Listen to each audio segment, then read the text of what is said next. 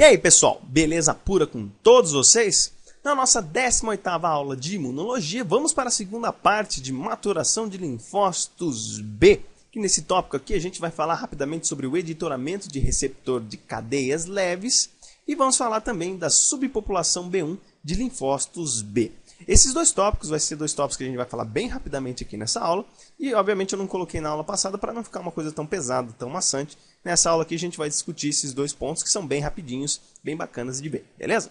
Então começando aqui falando da parte de editoramento de receptor, além da seleção negativa das células B maduras, as células B imaturas podem passar por um processo chamado de editoramento de receptor.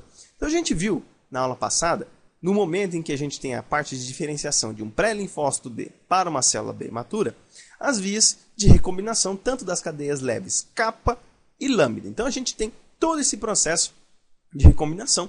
Primeiro, a cadeia kappa ela sofre uma recombinação. Se ela recombinar corretamente, a cadeia lambda não vai recombinar. Agora, se a cadeia kappa ela recombina errado ou não recombina, isso dá um sinal para a cadeia lambda poder recombinar. Agora, se tanto a cadeia kappa e a cadeia lambda não recombinam, isso desencadeia um processo de apoptose na célula B imatura. Porém, esse processo de apoptose ele só vai acontecer de fato depois de ocorrer a editoração do receptor de célula B, que é o receptor que vai ser aquele completo que tem as cadeias leves e pesadas das imunoglobulinas. Então, tem que ter esse processo de editoração para, de fato, mostrar que se não ocorrer nenhuma outra coisa que seja possível reparar essas cadeias, então aí ele vai sofrer o processo de apoptose. Como é que funciona esse processo de editoração? Bom, então a gente tem a nossa célula B imatura e ela promoveu a recombinação VJ tanto das cadeias kappa ou das cadeias lambda. Então tem aqueles segmentos que são variáveis, que são importantes para a função das cadeias leves, ocorreu a combinação. Beleza. Só que nas duas ocasiões teve um defeito de recombinação. E aí o que vai acontecer? Nesse estágio da célula B imatura, que ocorreu a recombinação, mas não foi funcional, ativa-se novamente a proteína RAG, que vai desempenhar a recombinação dos segmentos V e J das cadeias leves. Obviamente a RAG ela faz a recombinação somática de todos os segmentos de DNA das imunoglobulinas e dos TCRs, beleza? Então ocorre essa reativação e pode acontecer novamente dois eventos. Ou o segmento VJ fica reeditorado e funcional e ele passa a ser o segmento incorporado e aí não vai ter modulações na cadeia lambda, ou a cadeia lambda sofre uma reeditoração porque a cadeia kappa não foi reeditorada e aí ela se incorpora como cadeia leve das imunoglobulinas.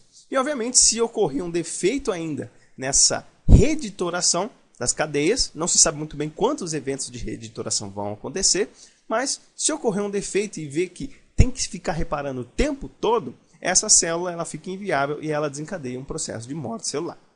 Então tem esse processo de reativação da RAG para reeditorar as cadeias leves das imunoglobulinas. Então é uma etapa adicional para permitir que aquela célula não seja descartada caso exista uma hipótese de recuperação daquela célula para ela ser funcional e responder contra antígenos não próprios, beleza? E aí falando rapidamente, bem rapidamente mesmo dos linfócitos B1, esses linfócitos, essa subpopulação de linfócitos B1, são linfócitos B que expressam a molécula CD5. Veja, a CD5 está muito presente em linfócitos T, mas não está presente nos linfócitos B convencionais, né? E difere das células B convencionais por possuírem repertório muito limitado de segmentos V, ou seja, em todos os genes dos linfócitos B, seja da produção de cadeia pesada ou seja da produção de cadeias leves, os segmentos V, esse repertório ele é muito limitado. E foi observado que estas células secretam IgM espontaneamente contra polissacarídeos bacterianos sem passar inicialmente por um estágio de imunização. É o que nós chamamos de anticorpos naturais. Então, essas células estão numa população muito pequena no nosso organismo, mas ela está ativamente produzindo IgM. Geralmente, o nosso organismo ele pode sofrer uma infecção sem necessariamente desencadear uma inflamação. Por quê?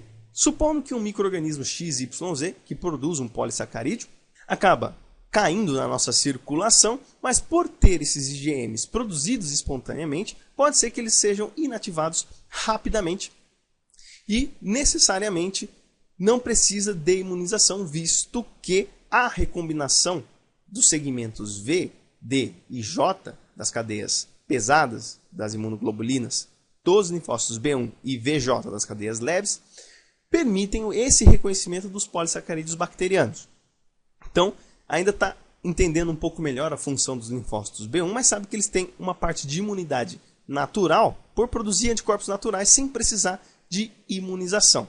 Provavelmente, esses linfócitos B também têm uma função patológica, como produzir anticorpos contra antígenos próprios. Ainda não se sabe bem a sua função, mas já estão observando que eles têm também uma resposta importante na autoimunidade. Beleza, pessoal?